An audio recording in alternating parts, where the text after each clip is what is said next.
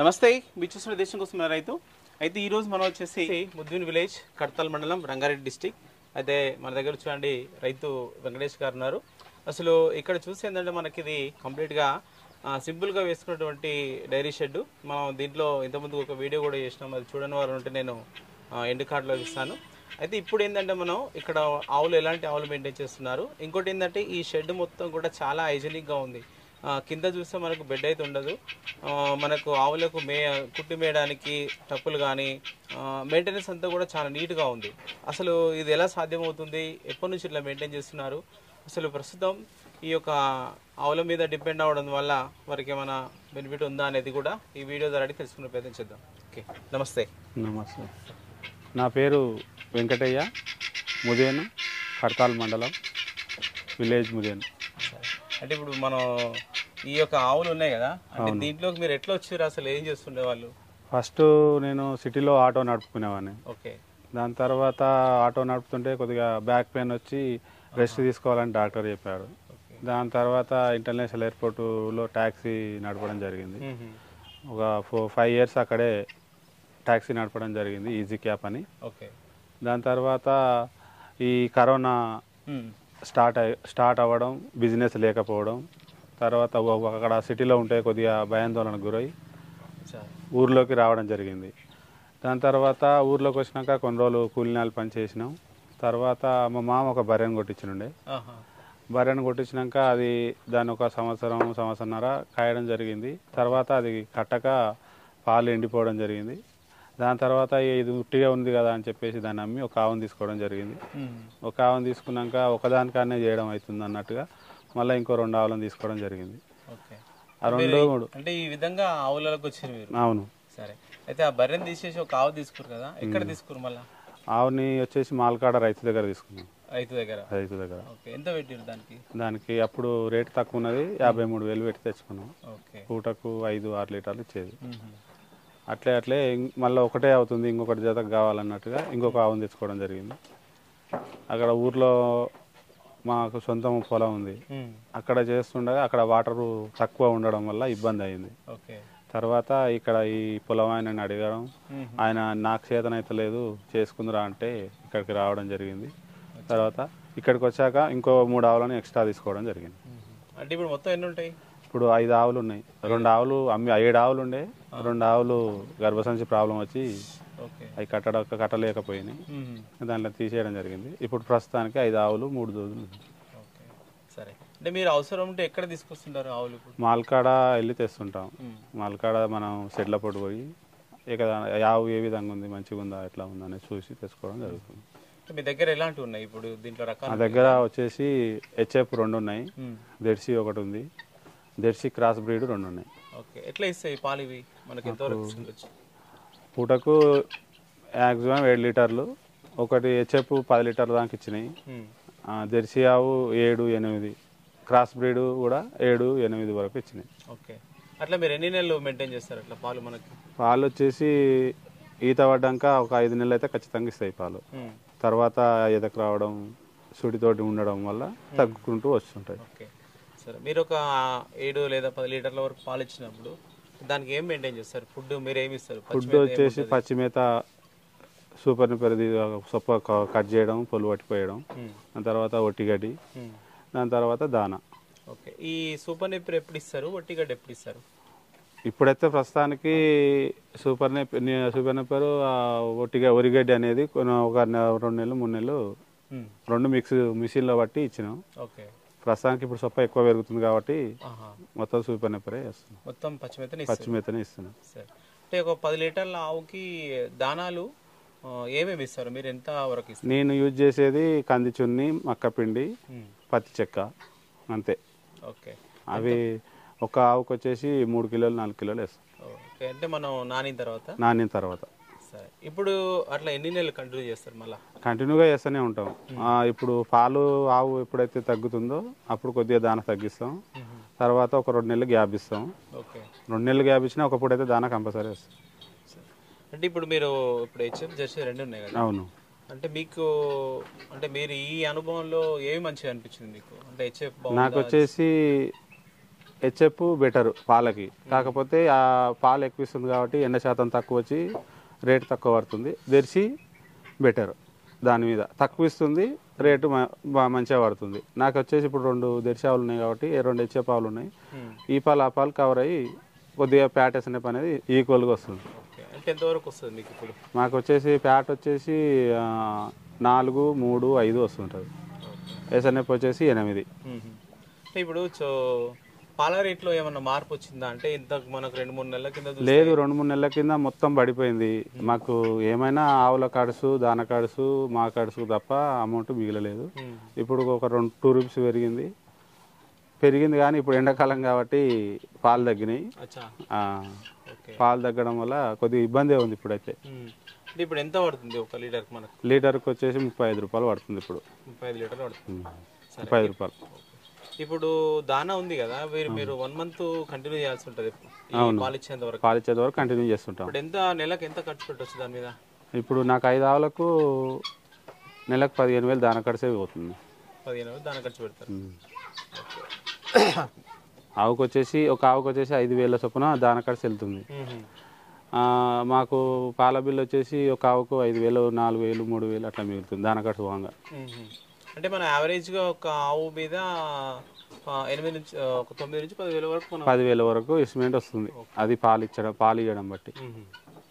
సరే, అంటే ఇప్పుడు ఈ మనకు రోగాల విషయంలో చూసుకుంటే ఎట్లా ఉన్నాయంటే ఇప్పుడు హెచ్ఎఫ్ ఎట్లా ఏమి ప్రాబ్లమ్స్ వస్తుంటాయి, జెర్సీకి అయితే ఏమి ప్రాబ్లమ్స్ వస్తుంటాయి?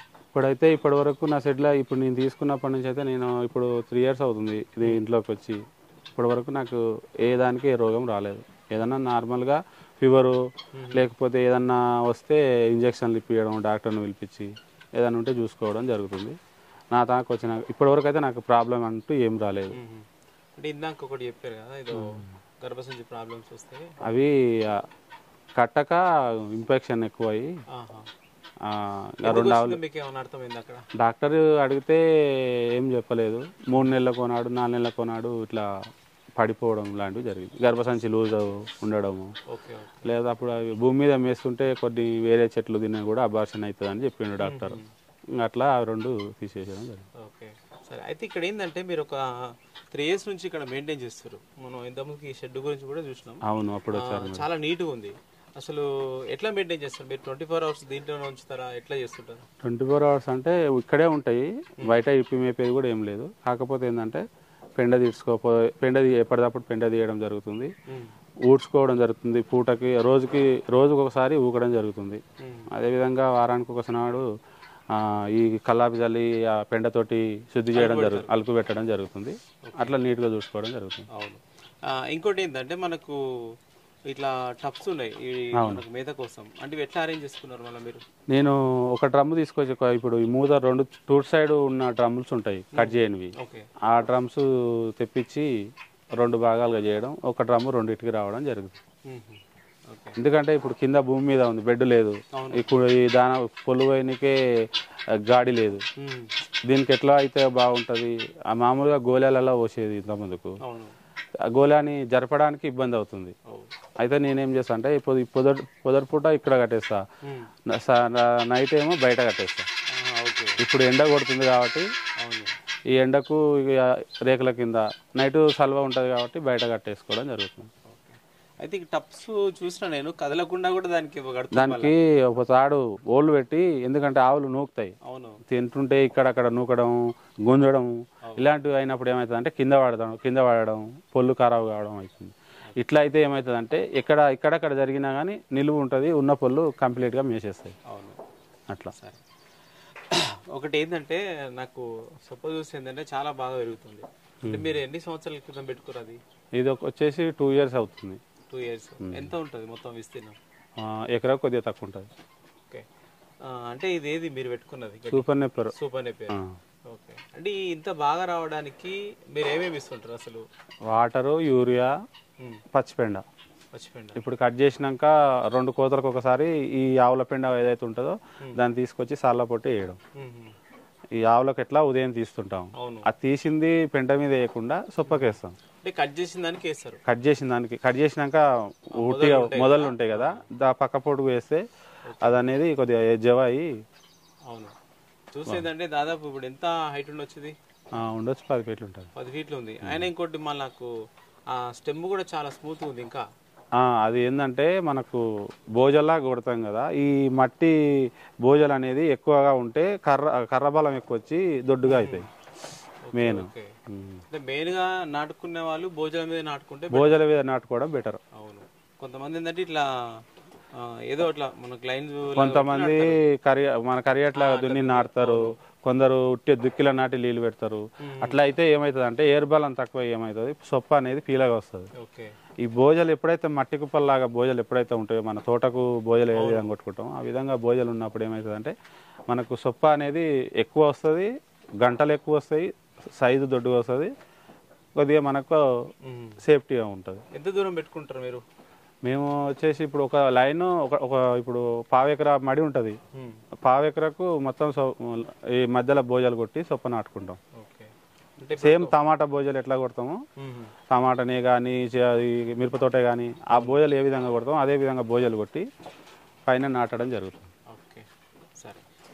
అయితే ప్రస్తుతం మీరు ఎంతమంది చూసుకుంటారు అంటే వీటిని మెయింటెనెన్స్?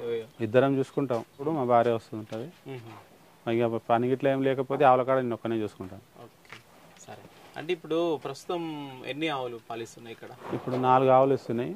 ఒక ఆవు ఇంకొక నెల రోజులు అయితే కనడానికి టైం ఉంది. అంటే ఇప్పుడు ఈ 4 ఆవులు ఏవైతున్నాయో మీకు ఎన్ని పాలిస్తాయి? ఇప్పుడు నేను ఈ ఎండకు చాలా వరకు ఈ ఎండకు పాలు తగ్గినాయి. ఇప్పుడు ఇంకోటి ఏంటంటే అన్ని సుడితోటి ఉన్నాయి. ఒకటి 4 నెలలు, ఒకటి 5 నెలలు అట్లా ఉన్నాయి, తక్కువ ఇస్తున్నాయి. ఇప్పుడు పూటకి 15 లీటర్లు వస్తుంటాను. పూటకి 15 లీటర్లు అవుతున్నాయి అంటే రోజుకు 30 లీటర్లు వస్తుంది. ఓకే. అంటే మీరు ఇంతకుముందు గతంలో పనిచేసిన పోల్చుకుంటే ఎట్లా ఉంది అసలు ఇది మీరు చేస్తున్నారు కదా? అంటే దానికి దీనికి చాలా డిఫరెంట్ ఉంది. ఏంటంటే దాన్ని 24 అవర్స్ హార్డ్ వర్క్ చేయాలి, అక్కడ సిటీలో ఉండడం, రూమ్ రెంట్లు కట్టడం ఇలాంటివన్నీ ఉంటాయి. కాకపోతే దాని ఖర్చు దానికి అక్కడ నేను రోజుకు అప్పుడు 1000-1500 సంపాదించినా కానీ అదే అంతే ఉంది. ఇప్పుడు ఇక్కడ నాకు 500, 600, 700 అట్లా నాకు కూలి పడుతుంది. దాని తర్వాత ఒడిసేను నాటుకోవడం, బయట వేరే పంటలు వేసుకోవడం వల్ల కవర్ అవుతుంది.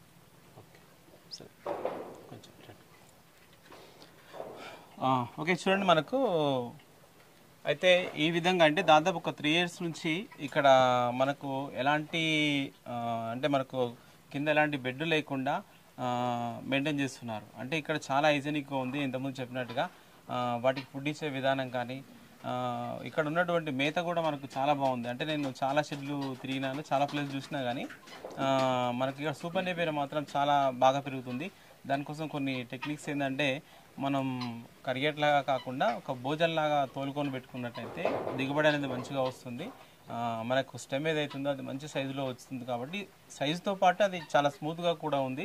ఇట్లా అంటే ఇక్కడ మనం గతంలో పనిచేసినంత పోల్చుకుంటే పెద్దగా ఆదాయం లేకపోయినప్పటికీ కానీ ఇదే కొంచెం దాంతో పోల్చుకుంటే ఇదే కొంచెం మంచిగా ఉందని చెప్తున్నారు. ఓకే, ఇది ఈ వీడియో చూసినట్లయితే లైక్ చేయండి, షేర్ చేయండి, కామెంట్ చేయండి. Okay, thank you.